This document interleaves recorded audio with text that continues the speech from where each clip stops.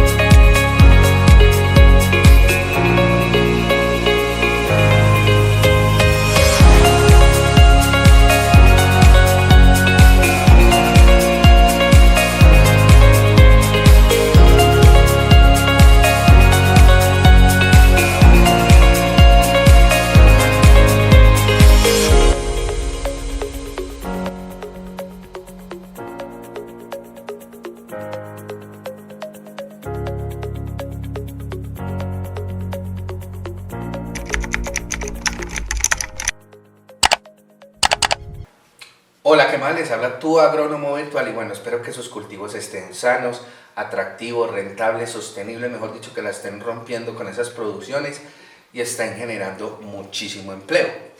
El día de hoy les vengo a tratar un tema muy interesante porque me han estado preguntando mucho, bueno, ingeniero, ¿qué es lo que necesitamos nosotros tener en cuenta antes de establecer el cultivo y antes de montar un plan de fertilización?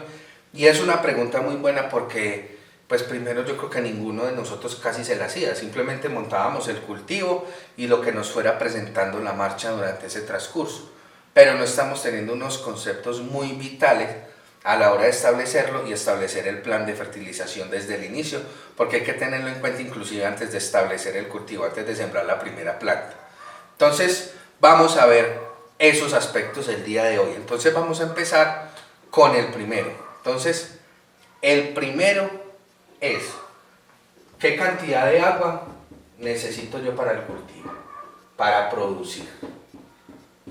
¿Por qué es tan importante este dato? Este dato me va a servir a mí para ver qué cantidad de agua me voy a gastar en ese predio o en ese lote para producir un kilo, sea de aguacate, sea de tomate, sea de frijol, sea de habichuela, sea de lulo, sea de papa, sea de cualquier cosa. Entonces de ahí tiene que partir usted. Les pongo el ejemplo. Por ejemplo, en el ciclo productivo del tomate, para sacar un kilo de tomate se necesitan 300 litros para sacar un kilo.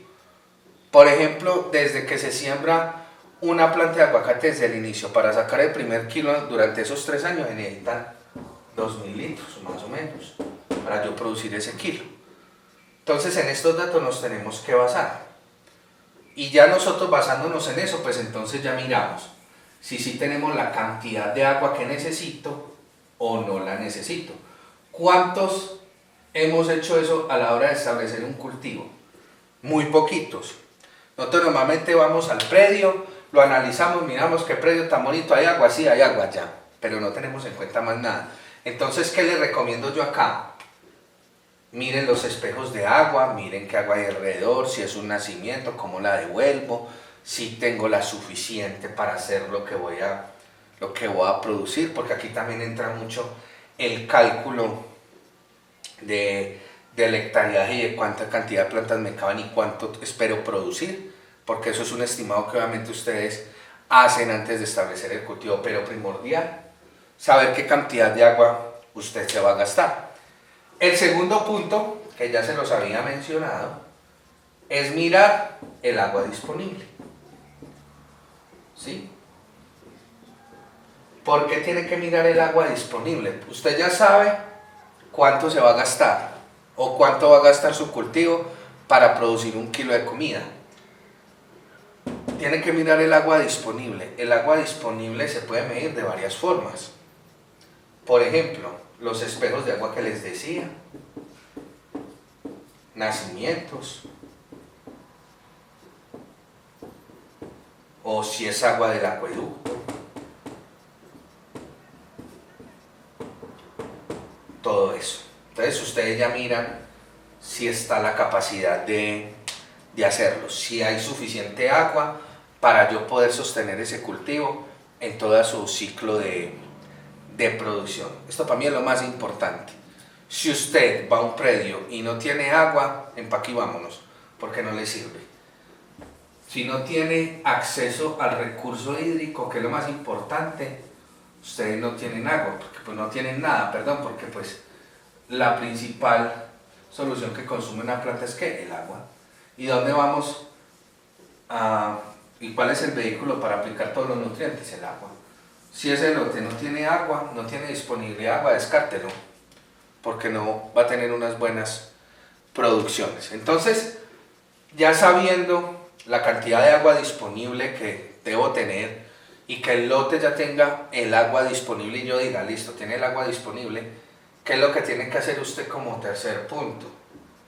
Ya no vamos a entrar al suelo, vamos a mirar la humedad del suelo. Vamos a mirar esas condiciones del suelo, las condiciones físicas. ¿Por qué las condiciones físicas? Porque vamos a determinar si es un suelo húmedo, muy húmedo o seco, para no enredarlos tanto.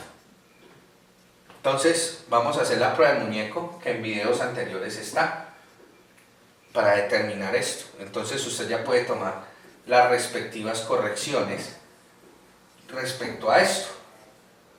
Si es un suelo muy húmedo, ya sabe que tiene que construir los canales para que drene el agua y buscar un buen sistema de drenaje, ¿sí? Si está muy seco, usted ya sabe que tiene que mejorar las condiciones con materia orgánica para que sea un poco más arcilloso y lo tenga más humedad. Si es un suelo que está húmedo en óptimas condiciones, capacidad de campo, usted ya sabe que es un suelo óptimo para sembrar y no tiene que hacer ninguna de estas cosas, pero obviamente sí tiene que prevenir con otros aspectos que les voy a explicar más adelante. Entonces usted ya determinó la humedad del suelo. Usted me dice, listo, ya la determinó. Entonces, ¿qué es lo que vamos a hacer o qué es lo que sigue? Ya estando en ese predio, yo ya determiné esos tres aspectos. Ya sé que tengo la cantidad de agua suficiente, ya sé que hay agua, ya tengo las condiciones del suelo, ya sé que es un suelo, pongamos el ejemplo, muy húmedo, que tengo que hacer canales, que tengo que hacer drenajes. Entonces eso va relacionado mucho con qué. Después de eso, averígüese las condiciones climáticas de ese suelo o las condiciones climáticas de donde usted está. ¿Por qué es importante mirar las condiciones climáticas? Porque cierto comportamiento de las plantas reaccionan a esas condiciones. Ejemplo, la cantidad de luz o la cantidad de agua que cae, porque eso nos va a determinar mucho también el manejo que le vamos a dar al agua y al suelo con relación a la humedad, porque normalmente eso no lo tenemos en cuenta. ¿Llueve o no llueve? Nadie pregunta cuando está en un lote. ¿Llueve mucho aquí? No. Entonces tenga en cuenta esas condiciones. Buen ingeniero, ¿cómo me doy cuenta de esas condiciones? En el celular hay varios programas donde usted puede ver la humedad relativa y la temperatura. Entonces eso le va a decir a usted, más o menos lo relaciona usted con las condiciones del cultivo que usted va a implementar. Porque como lo decía en otros videos anteriores, usted tiene que conocer lo que va a sembrar, al menos conocer los mínimos requerimientos de temperatura, de luz, de humedad relativa. Eso una aplicación del celular tranquilamente se lo dice. Pero si usted ya necesita averiguar las condiciones climáticas, cada cuánto llueve, la información la pueden encontrar en cada municipio o en las zonas veredales también le dicen, porque hay unas personas que manejan los pluviómetros, o ustedes también pueden manejar el pluviómetro en sus fincas, que se lo recomiendo totalmente que lo manejen para saber ustedes qué cantidad de agua les está cayendo. Entonces, ya una vez determinadas las condiciones, usted ya sabe que llueve mucho, que le va a caer mucha agua, que le va a tocar manejar esa agua y que va a tocar manejar el recurso hídrico muy bien porque llueve bastante. Ya usted teniendo esos cuatro aspectos, ¿cuál sigue? Uno importantísimo, vital, que usted no se le puede olvidar nunca, el análisis de suelos. Si usted no hace un análisis de suelos, dígame, ¿usted cómo va a aplicar una enmienda al suelo para corregir un pH, por ejemplo? O corregir saturaciones de aluminio o los desequilibrios que hay en el suelo. Normalmente esto lo hacemos a ciegas y vamos a la fija y siempre encalamos a ciegas, siempre. Nosotros no conocemos absolutamente nada y encalamos. No, es que me dijo el vecino que el suelo era muy ácido, mucho, muy ácido. Ah, bueno, pues entonces rectifiquémoslo con ese análisis de suelos. ¿Por qué el análisis de suelos es tan importante? Para mí, por tres aspectos fundamentales. El uno, materia orgánica. Porque aquí es donde van a estar los microorganismos y me van a hacer los nutrientes eficientes y solubles en agua para que la planta los pueda absorber. Lo segundo, la CIC, que se las voy a explicar más adelante, que es la capacidad de intercambio catiónico. Relación planta-suelo con respecto a la absorción de nutrientes. Si esta relación está mal, el suelo está mal. Y la tercera, un elemento que es el aluminio. El aluminio no lo necesita la planta para nada, pero normalmente es el que prácticamente todo lo que yo echo al suelo, ese aluminio me lo lava, por decirlo así, que ese tema también vamos a entrar para que ustedes lo entiendan. Esos tres aspectos me lo dice un análisis de suelos. Si usted no hace un análisis de suelos, usted está ciego en materia orgánica, usted está ciego en capacidad de intercambio catiónico y usted está ciego en porcentaje de aluminio en el suelo. O sea que usted no sabe si ese suelo es fértil o no es fértil y qué le toca hacer para hacerlo. Y aquí es cuando se aumentan, como va a ciegas, los costos de producción enormemente. Entonces, evítese dolores de cabeza y haga el análisis de suelos. Yo recomiendo hacer un análisis de suelos cada año, porque obviamente el suelo, al haberse sometido a varios tratamientos por nosotros en cuanto a fertilización y enmiendas, puede cambiar mucho.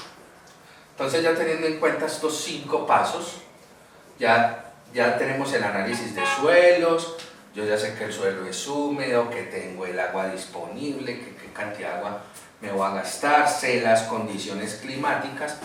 Ahora, ¿en qué me tengo que volver experto? ¿O qué tengo que al menos conocer? La fenología del cultivo. La fenología.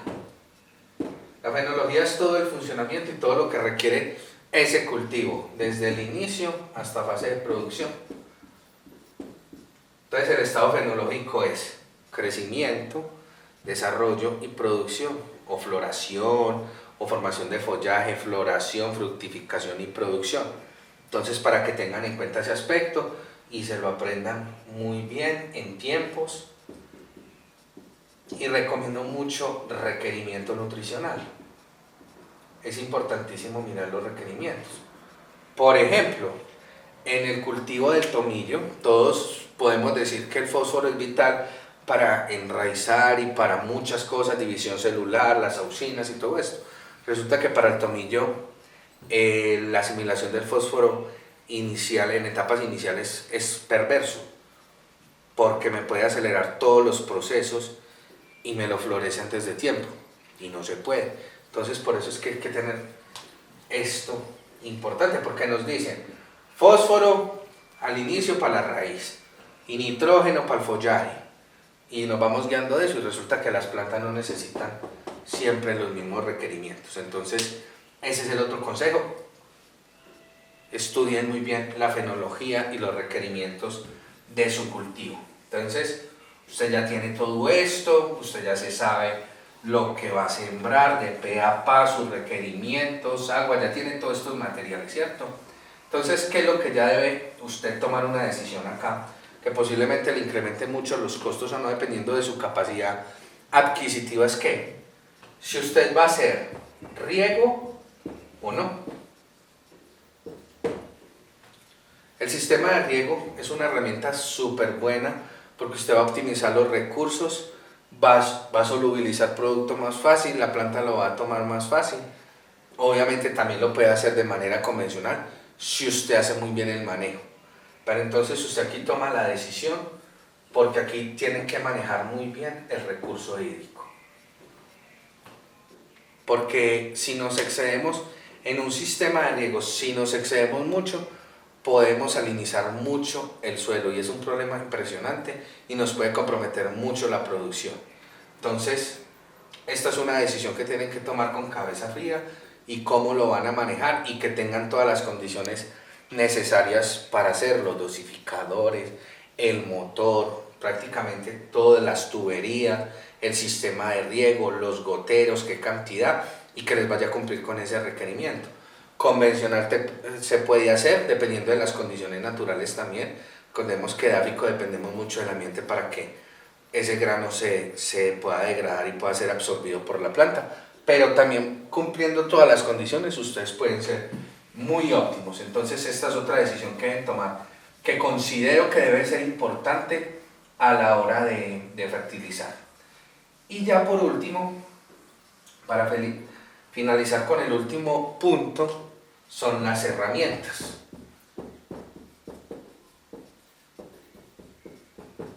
Yo les hago esta pregunta: ¿usted cuenta con las herramientas necesarias para establecer y fertilizar un cultivo? Hágase la lista, esto no le prestan importancia y esto es vital. ¿Por qué? Por las asperjadoras, por las estacionarias, por la dosificadora, por las cosechadoras, por las tijeras podadoras de formación. Todo eso nos va a llevar a cumplir con nuestro objetivo. ¿Cuál es nuestro objetivo? Ser más rentables y productivos. La productividad con estos pasos, haciéndolo bien, calmadamente, no se les va a ver comprometida porque usted ya va a la fija. Normalmente, ¿qué pasa cuando no cumplimos con este protocolo, con estos aspectos que usted debe tener en cuenta? Usted se la va a pasar improvisando durante todo el ciclo del cultivo. ¿Y qué va a pasar? Usted posiblemente se le aumenten los gastos. Al aumentarse los gastos y por desconocimiento le va a disminuir la productividad y eso es lo que usted no quiere. Entonces, espero les haya gustado este video. Recuerden dar manito arriba, compartir, dejar sus comentarios en la parte de abajo, porque créanme que esto es una información muy poderosa y les va a ayudar a ustedes a tener un cultivo más sano, más atractivo, más rentable y sostenible. Entonces, los espero en el próximo video. Les mando un fuerte abrazo y que tengan un feliz día.